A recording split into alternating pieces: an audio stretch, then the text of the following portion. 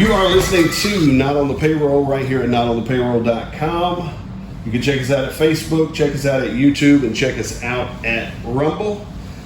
If you were looking for us on Facebook, go look for the gorilla with the red headphones, and you will have found us. So there you have that. Not really giving much detail as to what the gorilla with the red headphones means, but I figured people could find it easy enough.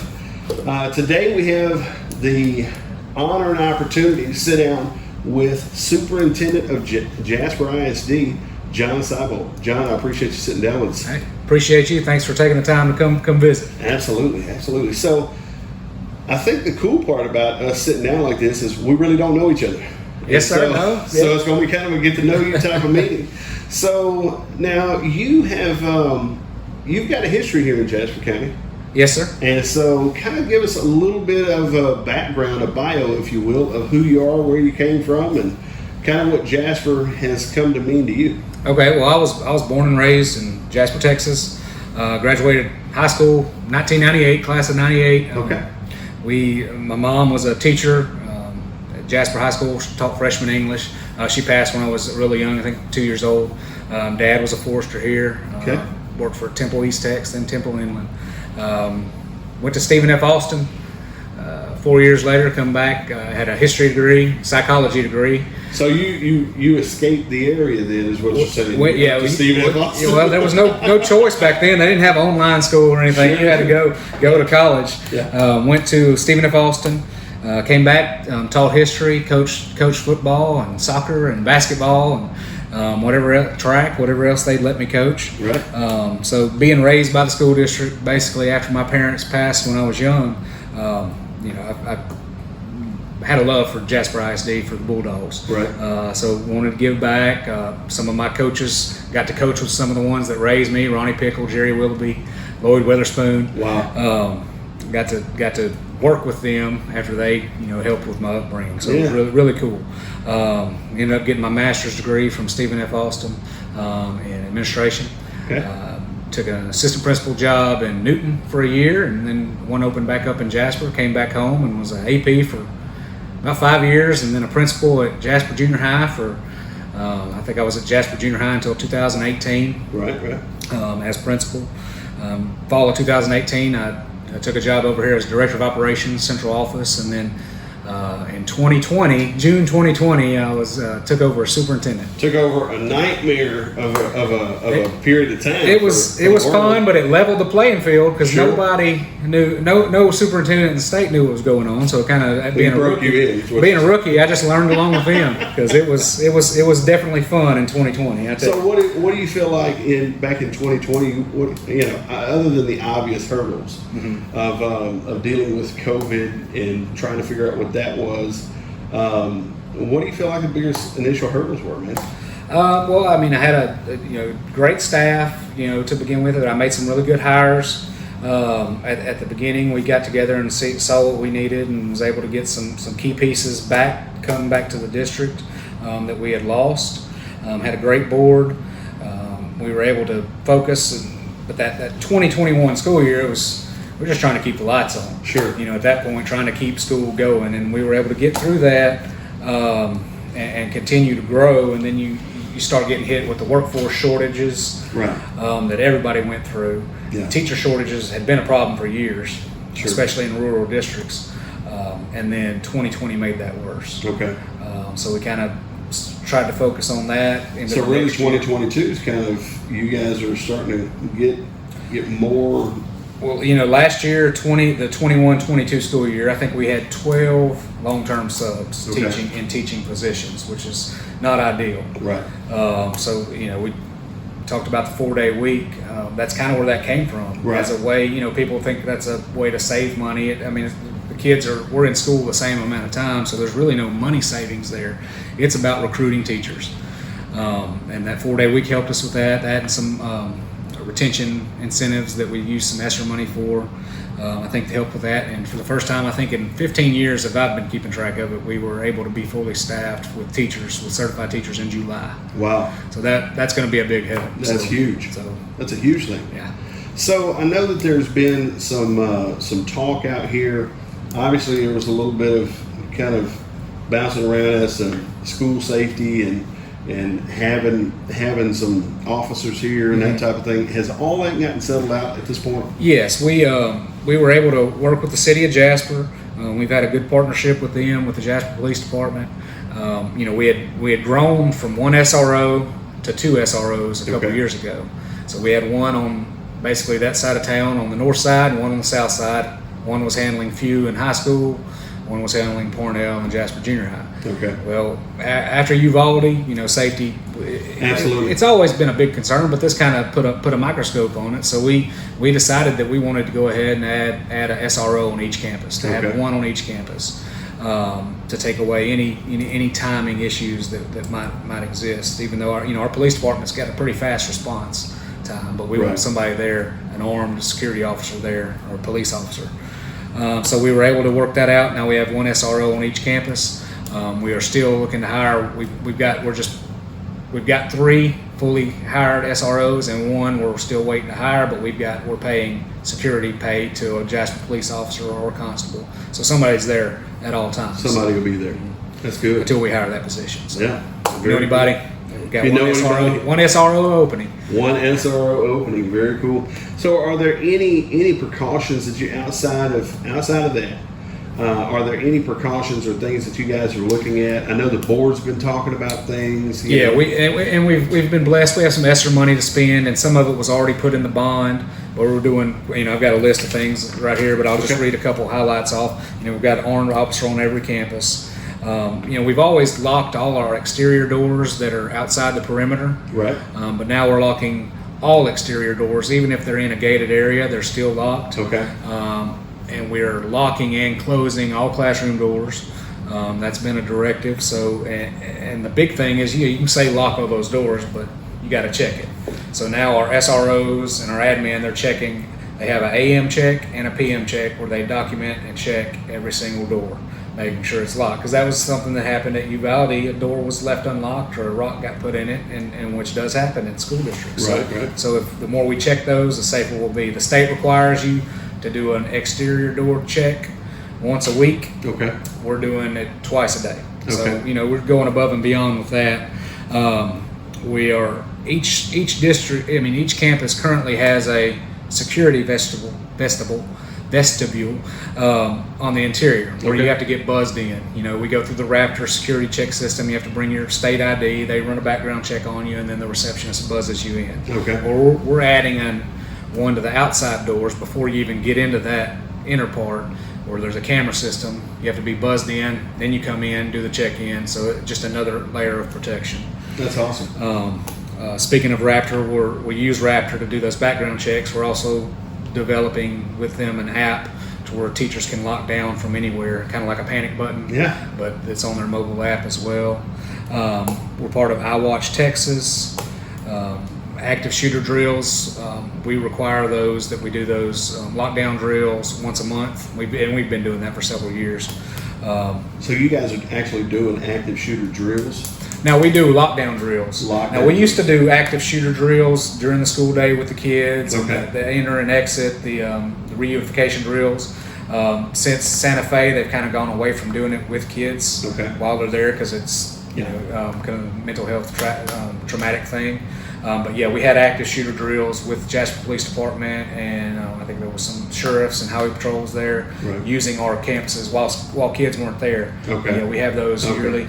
We just had one in August. So what is a lockdown drill? How does that work? So a lockdown drill, we use a standard response protocol, which is it simplifies the language to where anybody can, during an emergency, you want to keep it simple. So it simplifies what to do. So lockdown drill, we go locks lights out of sight, boom. So every teacher locks down the classroom, turns the lights off, gets kids out of the sight of the window or any window. Right. And then you do that. SROs, admin go around, check all the doors, knock on the doors, see if anybody's going to let them in, check the perimeter, make sure everything's secure, and then we end the lockdown drill at that point. So you announce that it is a drill, because if you go into a real lockdown, there's no way to end a real lockdown except door-to-door key with an officer and an administrator. Right. So when you do drills, you announce that it's a drill, so you're not frightening the students. This is a drill, locks, lights, out of sight, lockdown. then you go through the drill. So they do that once a month, every month, Okay. along with fire drills, Sure. which is a mandate by the state that you do a fire drill once a month. Still not a mandate that you do lockdown drills once a month, but we do that along with shelter in place, bad weather drills, those kind of things. Okay. Very cool. And we have a behavior threat assessment team. Anytime we get something, comes across Twitter, Snapchat, something written, somebody see something, say something type of thing, we have a threat assessment team with SROs, administrators, counselors, teachers that come together, look at the threat, see how substantial it is, and what actions to take. So, it happens in school. Sometimes kids going to say something or write something or put something on Twitter. Right. So we investigate everyone, and it goes through that program. Yeah, that's kind of a wild thing to have access to at this point. Is that how free people are, especially children, with saying things on Facebook that they probably wouldn't say face to face with people. They learn it from adults. That's exactly right. That's exactly right, man. That's exactly right. So, so tell me, kind of. I mean, I know there's a lot of talk out here in and around Jasper about the health of the ISD, but kind of as a superintendent, what would you say the state of the union is for the ISD? So, coming in this year, of course, our priority is safety and academics. Right. Priority's always got to be academics. That's what you're here for. So, when I took over in 2020, we were going downhill the wrong way academically. We had some holes to fill. We had some gaps that we needed filling. And pandemic certainly didn't help that. But we want to grow our kids. You go through the A through F ratings, or they're not rated and all that, and the state decided to start rating campuses A through F, which will next year. That was just this year. This year was the first A through F rating, Okay. right? 2 years after the pandemic. Yeah, it's great time. But it's and that's based off STAR test. I mean, don't get me wrong. You have some CCMR components with the high school, but everything else is just based off STAR test. Okay. Which I don't know how people personally feel about the STAR test, but there's a lot of feelings about that. But that's our reality. Right now, that's right? our reality. Yeah. So that's what we got to improve upon. Sure. So I mean, the teacher shortage, the long-term subs teaching in some tested subjects last year certainly hurt us. But our kids did have we did have some growth that we needed, and so we saw that, and we knew this was coming, and we're working hard to get our kids caught up academically. Yeah. We're about 90% low SES, economically disadvantaged. So that's the biggest subgroup that is hurt when you go away from school for 6 months or however long we were, 7 months, how long we were out of school in 2020. So they were hurt dramatically from that, and that's why we tried to get parents reading to kids. Just we sent home the packets. We didn't have devices quite yet. Engage with them. Engage with them, read with your kids. So, and I'm a big proponent of literacy, and we want our kids. If you're, and I told this to my board, and if parents aren't reading to their kids before they get to school, when they get to school, they're already behind. Right. So we want them read to. We're trying to get books in the hands of parents. We've got a free little library project going out that we're just trying to get good books, age level appropriate books into the hands of That's a huge thing. I mean, it's kind of like, unfortunately, I think the school and the churches have kind of experienced the same thing in a way. It's almost like if the parents at home are not engaged on some level to raise a healthy human, then, and I'm talking about from spiritual health and mental health to academics, it almost you can probably go in and look at a group of students and be able to pick off who have engaged parents. And that's the biggest factor in a child being successful educationally and then in life. Right. Is somebody actively engaged in that child's life, making sure that they go to bed on time, making sure they're well fed, tell them that you love them, making sure they do their homework, making sure they have what they need at school.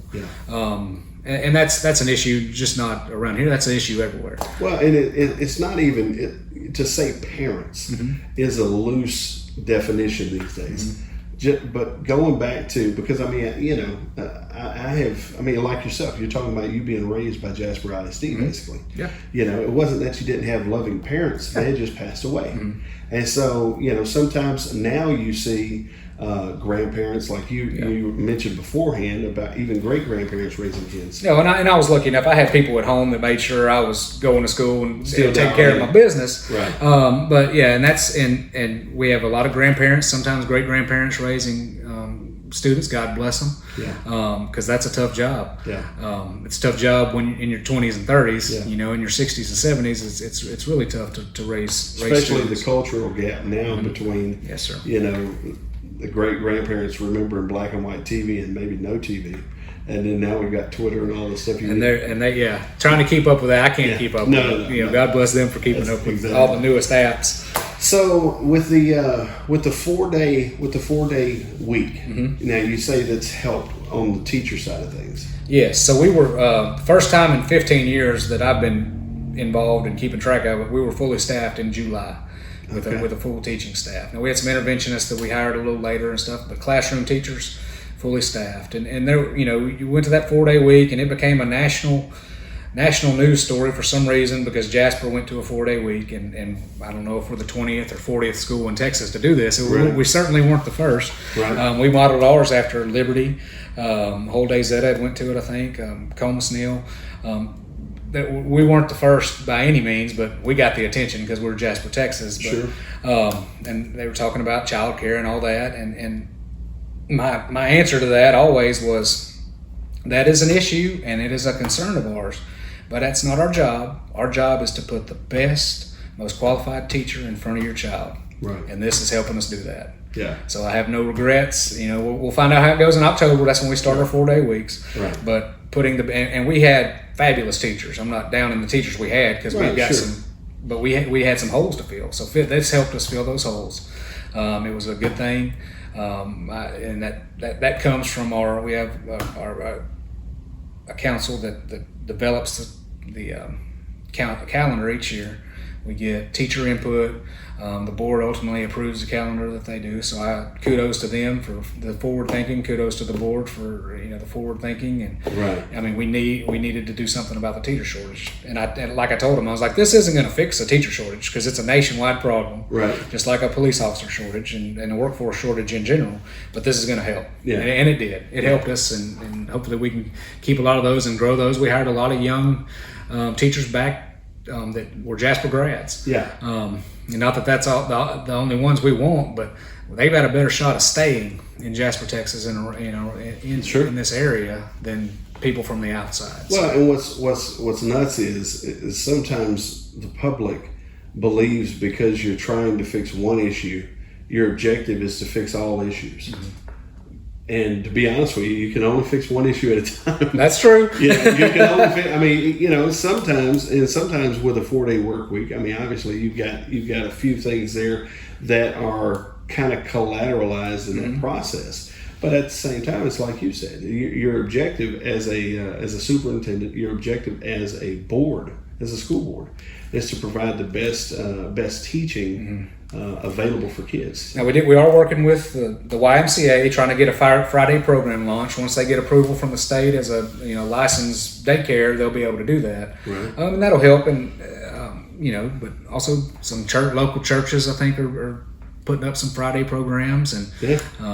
There's a lot of other ways for the community to get involved. And the kids are going to school the same amount of time. I mean, it's not like we extended the day. They're going to school basically the same amount of days. Okay. We just started earlier. We're going to end a little later, and we took away a spring break. Yeah. We took away a winter break. We had a winter break and a spring break. Now we're just back to just a spring break. So that's how we get those days back. For us who graduated in the 90s, we understand what it's like not to have a winter break. Yeah, that was a new thing for us. We had just got it 2 years ago. Okay. Okay, very cool. So, talk to me a little bit about DECA and what's going on there. Okay, so DECA stands for Deep East Texas College and Career Alliance. Okay. So it's a consortium of Jasper ISD, and then you have in Newton County Burkeville ISD and Newton ISD, and then Kirbyville ISD, and then over in Tyler County we have Woodville ISD and Spurger ISD. So we got together, and this was right before me, and kind of came up with being a small school, you don't have a lot of you don't have a lot of stroke with the universities. Right.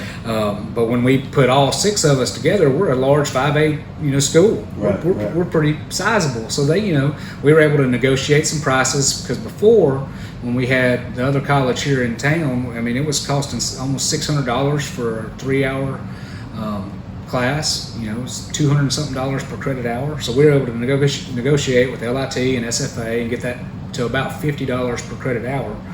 Wow. And in Jasper Isd, we're able to scholarship most of our kids, even for their core classes. And this year, and it's not just about college classes, we also have dual credit CTE classes. Okay. So now, what's CTE classes? Career Technology Education. Okay. So we have welding. Through LIT, we have a welding class. We're trying to launch an electrician program. With our welding, we actually graduated 2 students, walked across the stage at LIT last year before they walked across the stage at Jasper High School. So they graduated with a level 1 welding certificate before they graduated. And we're trying to, we just got some bigger grants that we're trying to pour into our welding program, get those kids. LIT is paying this year for every welding CTE dual credit student's tuition, in hopes, because our teacher's teaching. We have a Jasper Isd welding teacher. We actually have 2 now, because we hired one to boost our program. So our teacher's teaching it. Our kids are there. They're getting the contact hours. So it makes sense, if they waive the tuition, they'll get more kids in it. They get more contact hours. It's really not costing them anything except the stipend they pay the teacher. Right. Which is negligible, and it will and hopefully there'll be enough to do this that we'll be able to convince LIT to pay for all dual credit CTE. Right. We got the But that's electrician. huge, though. Yeah, that's huge for our kids, because even though it's only $150, that's still a lot of money. Right. For somebody to come up with, and September, hey, I need $150 for this, and that, some of our, with our close to 90% low economic students, that's a lot of money for some people. Sure. And it helps some of our scholarship donors, where they don't have to pay for them and they can help elsewhere. But along with LIT, welding, electrician, we also have the fireman program through Kilgore. Yep. I know you talked to Jamie Gunner. We're really excited about that. We've got some firemen going through that starting this year. It's going to be awesome, man. I mean, matter of fact, I was driving through the other day, and I live over in Newton, and I was driving through, and I was like, man, what is Jasper doing over there? And then I forgot about the placement, where it was going to be located. And so it was exciting to me, because I'm sitting here going, these kids have no clue what this means now. So it's close to 60 right out of high school, $1,000 a year that they'll be able to make, if they finish the fireman program. And then we have a EMT program going at the same time, where they'll probably be able to have both. And then once they get their paramedic, if they're a fireman / paramedic, they really have opportunity to. I think that's one of the big takeaways from our talk, is just the fact that it's almost like you guys are kind of, in a way, used to, and I would even say before me and you graduated. I graduated in '95, but before even we graduated, there was more of a tech. There was more of a tech world. That was associated with going to school. You came out of school with some form of skill set, and you were ready to go greet the world and go find a job almost immediately. And I mean, I'm sitting here looking at the numbers just in the workforce right now. It's 2 to 1 jobs per person that's available in the United States. And so this is almost like a throwback in a way. This is like a throwback concept to give these, or make these things available, and have the school coupled with it in such a way to where it's an easy flow. Well, we want our kids to have opportunity. I mean, if you're going to go to a 4-year university, that is awesome. I applaud their effort. And it's really expensive. We just hired the engineering firm, the architectural firm that we're using after our bond. We just hired a Jasper ISD grad, Texas A&M grad to PBK. Okay. And then the construction company we hired, they just hired a Jasper ISD grad, Texas A&M future grad as a paid internship Wow. He's a construction science major at Texas A&M. So there's jobs out there for college graduates with those constructions, engineers, doctors. You know, we want that. But we also want you to know that there's another route. You can go get an industry-based certification, a level 1 certification. You go right out of high school and go make a really good living wage if you'll go through some of these programs. Yeah, because it's just like the welding program. I mean, that by itself is insane because, I mean, I know this. I mean, you go down to ABC school. I know 15 years ago, it was about $3,000 to go through that course on your own dime, on your own time. And while you're probably not being able to work. Exactly. Yeah, exactly. And so, I mean, this is a great opportunity because, you know, for kids out there, it almost seems like the tech school side of the tech school training and that side of things from a high school standpoint just kind of went away somewhere in the 80s, maybe 80s, 90s, and maybe even 2000s. I mean, but this is a really cool thing because, I mean, you're giving everyone an access, and that's cool. That's so I mean, when you at the senior class, our goal is to have them TSI ready, which means they're ready to go to college, right? Or to have an industry-based certification or level 1 certification. So that between that, whatever that number is, should add up to the entire senior class. That's our goal. Sure. And we want 100% of those seniors either going to college, going to the workforce, or entering the military. Yeah. There's no other option. I mean, that you go in the military is great because you're going to be your college paid for, or you're going to get a certification or training through the military, and we applaud those kids because we had a lot of them last year, so we were very excited. If you want to go straight to work, do one of these, and we'll get you paid. Yeah. You know, we'll get you a high wage job making. You know, we want 20 plus an hour. At least, right. You know, so even though the state comes in with their little rating system and kind of, you know, shows you guys the good as far as the STAR test goes, it doesn't mean that you guys are dropping the ball completely in the sense that you're wanting to do good and continue to grow, continue to put good teachers in front of good students and that type of thing, and get those STAR tests up.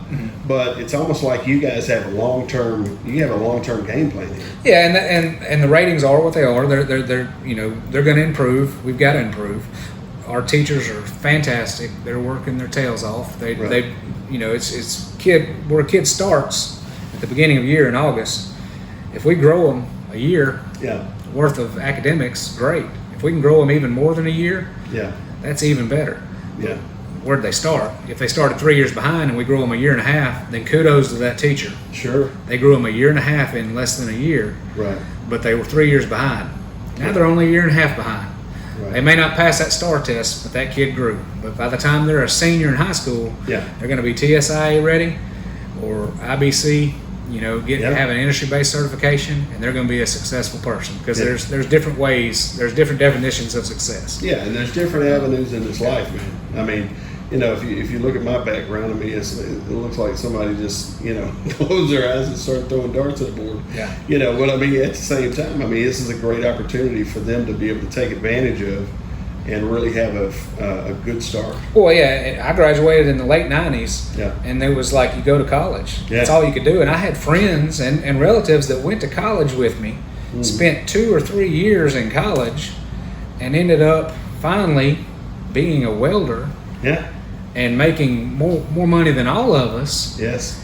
But they wasted 2 or 3 years in college, you know, trying to do, because that's just what we thought, what we were taught, and then that wasn't just the school, that was society. That was society. Got to go there to be successful. No? That's exactly right. So I mean, we want kids to have opportunities. Yeah. No, that sounds like you guys are on the right track for as that goes.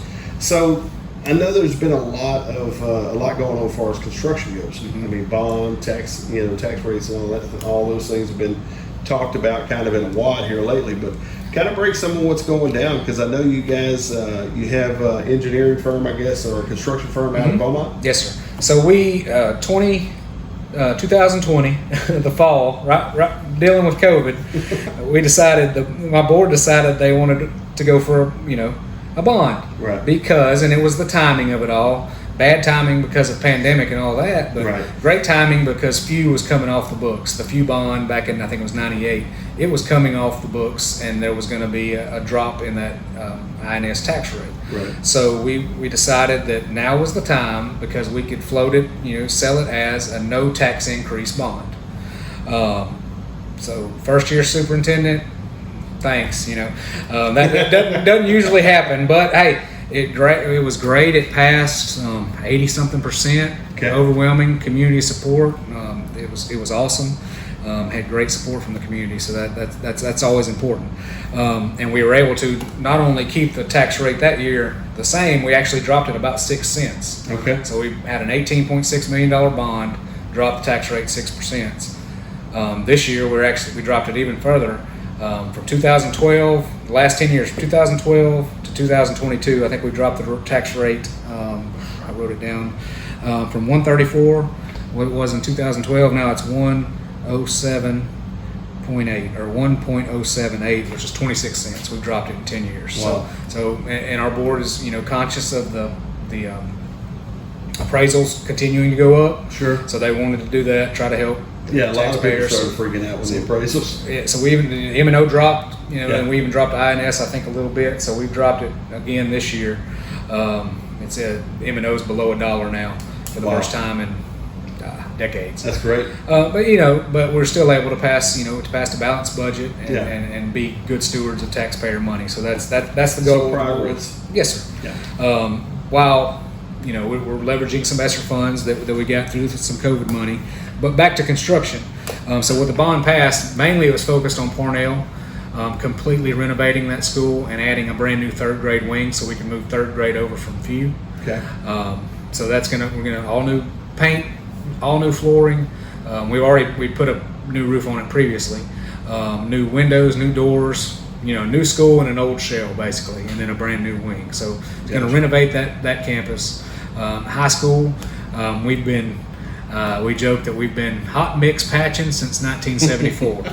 So we have not repaved any of that main drive. We've been just hot mix and You're just trying to make sure everybody stays alert as they're driving in. yeah, exactly. So there's some potholes that's needed. So we're repaving basically almost all the high school main drive parking. Not repaving, I'm sorry. We're concreting. Okay. So I won't have to worry about that in my, for 30 years. You That's won't have awesome. to worry about that concrete. It should be good. So FEW's getting some new flooring. Okay. Some other stuff. But with construction prices and supply chain issues, it has been a challenge to say the least. So we have had to scale after we got some prices in. We have had to scale back a few things, but fortunately, we're going to continue to do those things. We'll just use some fund balance to pay for some things like flooring at the high school and junior high, a new parking lot on that Blue Rock lot at the junior high, some things like that. Gotcha. That were in the bond that we had to take out because of our budget, but we're still going to do it through the school's budget. Well, see, just to give a little bit of credibility to what you're saying, because some people are going to hear that and they're going to be like, he's just making the supply chain stuff up, or he's making these costs up. I mean, here's the truth. Last year, I work with a company, and last year we were awarded a bid in August, supposed to start in October. Okay. We start calling for a specific product. Mm-hmm. All it was an aluminum louver, just a mechanical louver that you can pull a chain, it'll open up, and it'll stay set. So these are large louvers.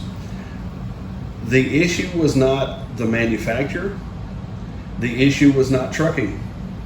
The issue was Australia was on shutdown, and Australia is the country that is responsible for aluminum extrusion. Yep. Okay? And so we ended up with a job that we were supposed to start in October. We ended up doing it the following year in May. Wow. That's how long it took. Mm-hmm. And so the other crazy part, going back to what you're saying about prices and how things have adjusted price-wise and all that in the marketplace, because it's not just supply chain issue, it's very much cost changing. We were talking beforehand about we once again awarded a job in August. September rolls around, we get a call from the customer, and they say, please check your material prices. It was I think about a 16 or 18 day window. The material prices went up 12%, and I'm sitting here going, the common folk do not know that out here. The people who are going down to Walmart, they're getting their Pop-Tarts and their Cheetos, and they're getting their milk, and they're going home. They have no concept. Well, windows are 18 weeks. Yes. To get a window is 18 weeks. Yes. I mean, and you can check with Stewart Glass, in town. They know it's real. My daughter's windshield had a crack in it last year, and it took a month to get a windshield. Oh, yeah. There's a limestone plant in Mexico that got shut down.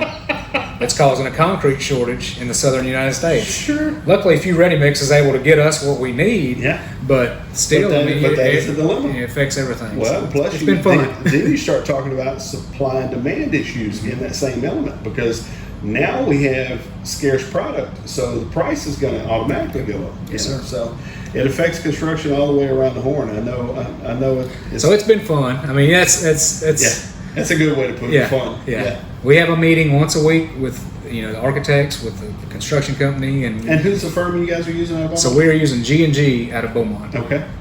They're doing Vider and West Orange as well. We interviewed, we took bids out, and they send big packets and come interview with.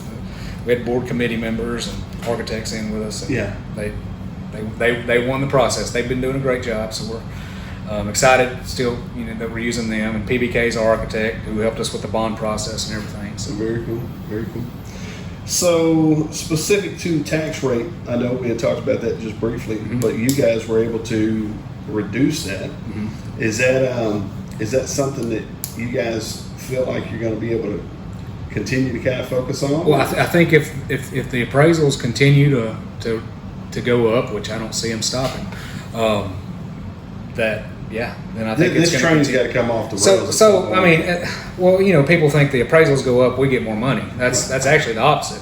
If the appraisals go up over, I think it's 4%, then it compresses that tax rate, automatically, and we you actually lose a little bit of money. So we had to trim the budget this year because of that, and then we dropped the INS as well.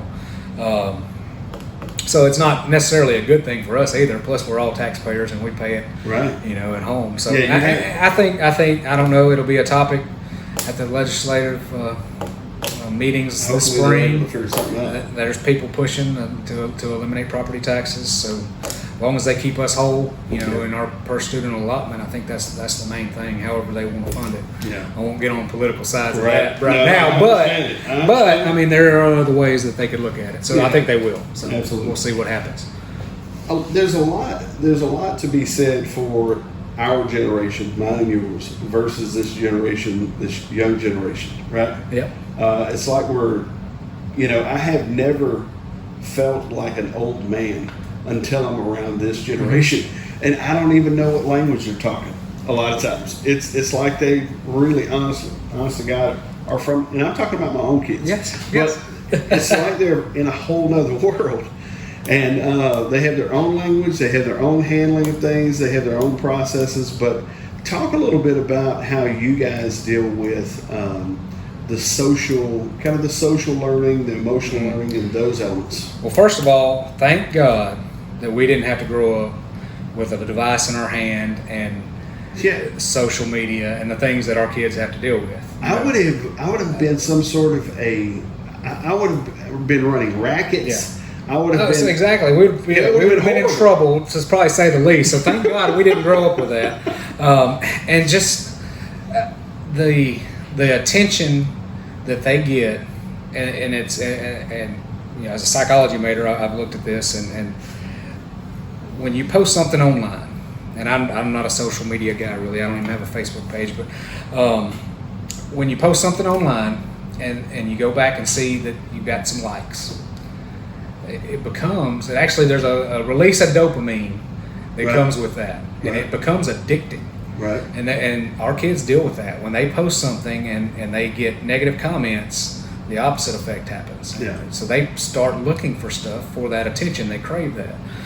So our kids having to deal with that is a struggle. And our teachers do a good job of making them put up their cell phones during class.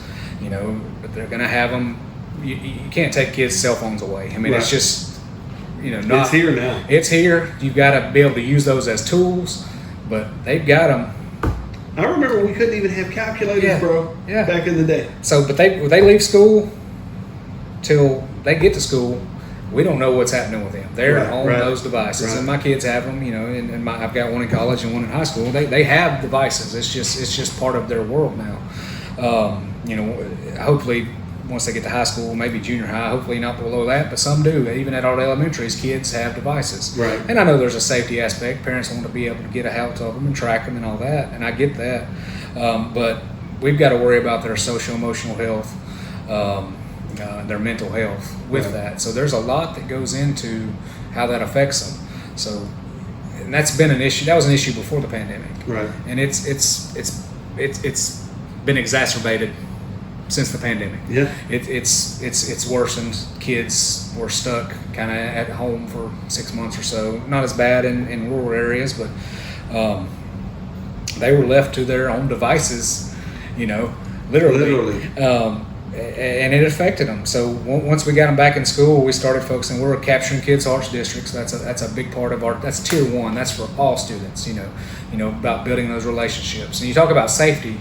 The biggest safety thing, and we've got, you know, we're hardening our campuses, and we've got SROs on our campuses and all these protocols. But the biggest thing a school district or any educational institution can do for safety is build a positive relationship with a kid, Right. and have that teacher checking in eye to eye, checking on that kid every period. Having somebody, because when they see something's going wrong, Right. they say something's wrong with Johnny today. Right. We need to check him out, get him into the counselor, call the parents, see what's going on. Yeah.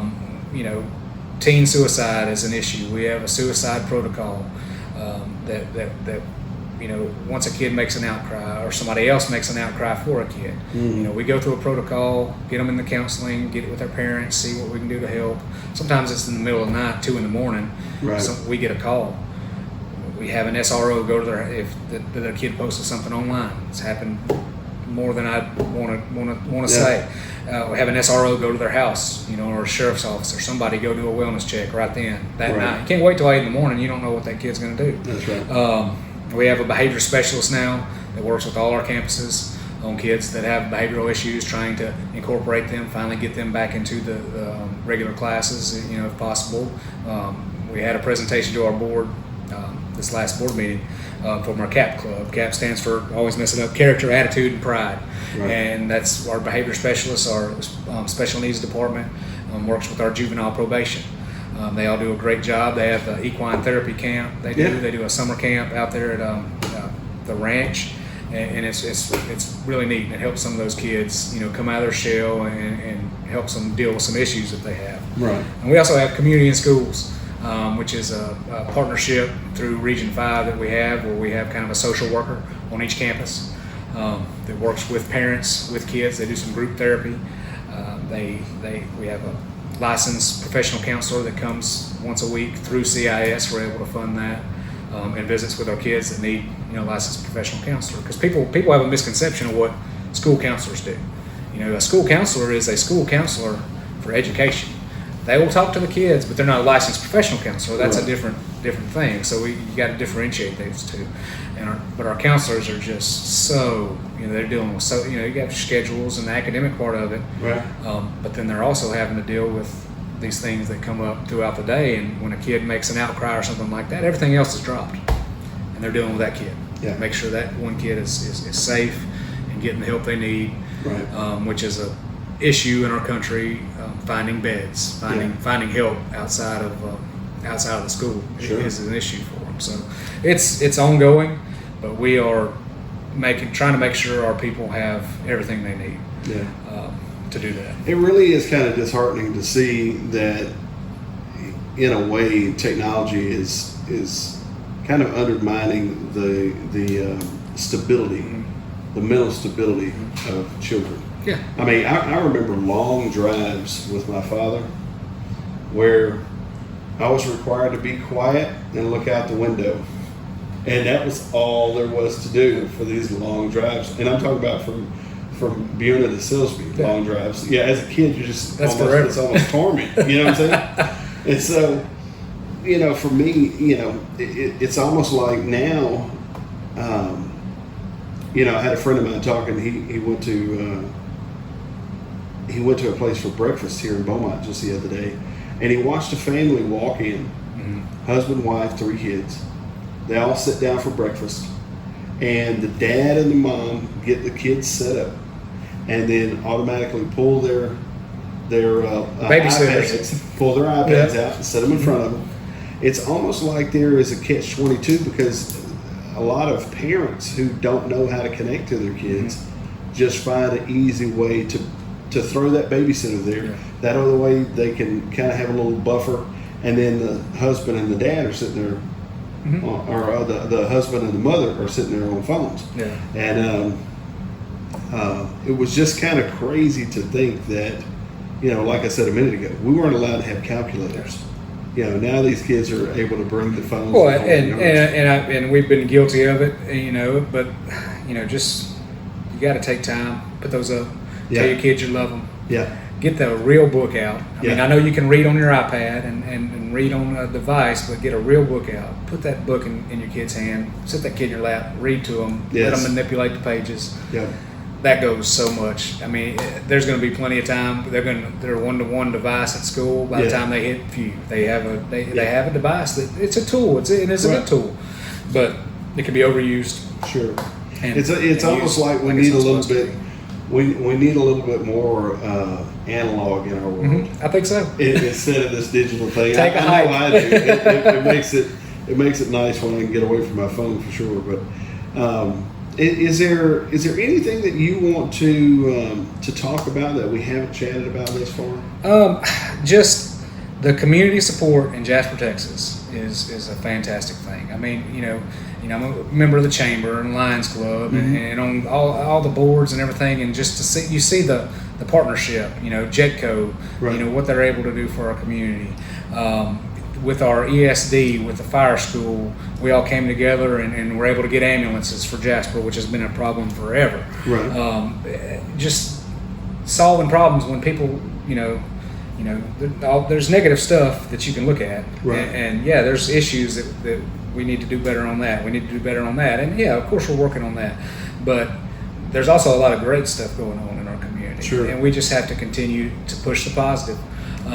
Because when something bad happens, it's going to get pushed on its own. That's what I tell our principals is, hey, we got 400 employees and 2,300 kids.